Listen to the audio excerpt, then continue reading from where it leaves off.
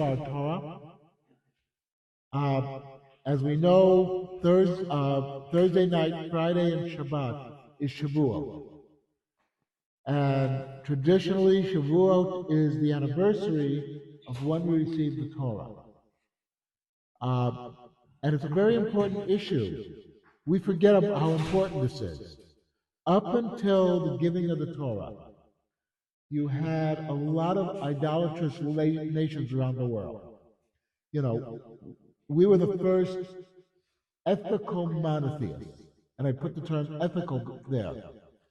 That the Torah is, what's unique about the Torah is it sets forth what we call objective morality. Something is moral or it's not. It's not up to the local God. It's not up to the king. It is what God says is moral, what God says is immoral. And this is a very important issue.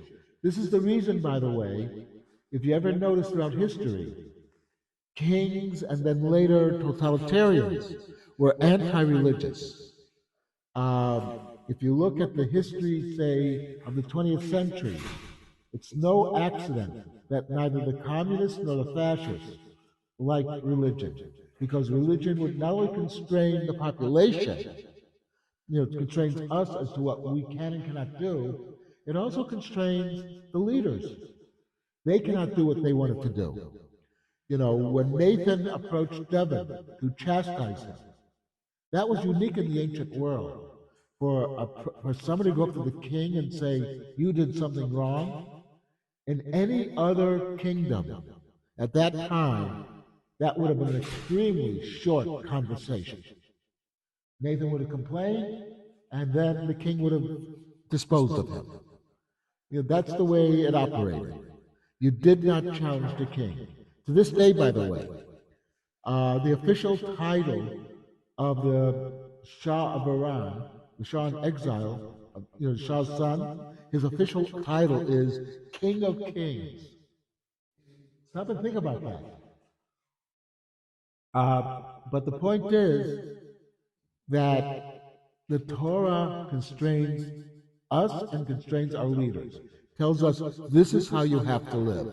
But it says also to our leaders, you are not above the Torah. You're not above halacha. You're not above the law. Many years ago, I would do tours in Tzfat, and we'd pass by the local Chabad yeshiva, and in Tzfat, and people would notice this huge picture of the Rebbe, and they say, "What is that? What is that?"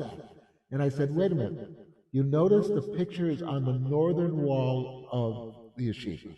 So when the guys are praying, they're actually praying away from the Rebbe, because they're not praying to the Rebbe.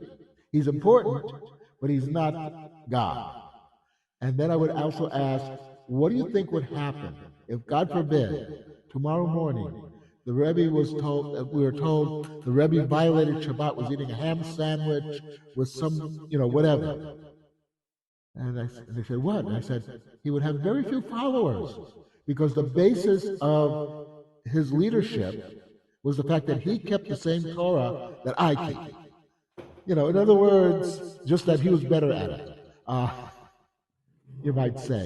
But the point is, that is a very fundamental issue in the Torah. Your leaders are not above. Your leaders have to follow halacha no matter what. Even if they're the greatest rabbi in the world, if they're the greatest leader in the world. In the United States, this was expressed best by John Adams.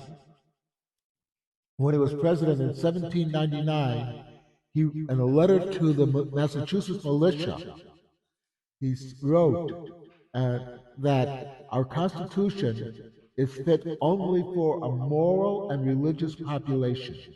It will not work with any other kind. Meaning, if the people are not moral and religious, then forget about the leadership. For us to operate in a good society, that we have to follow morality. We have to be moral and ethical. And that's what God is coming down to tell us at Mount Sinai, that the Torah is the same Torah for everybody, from the highest to the lowest. And that's why we should always think about that. Something to think about.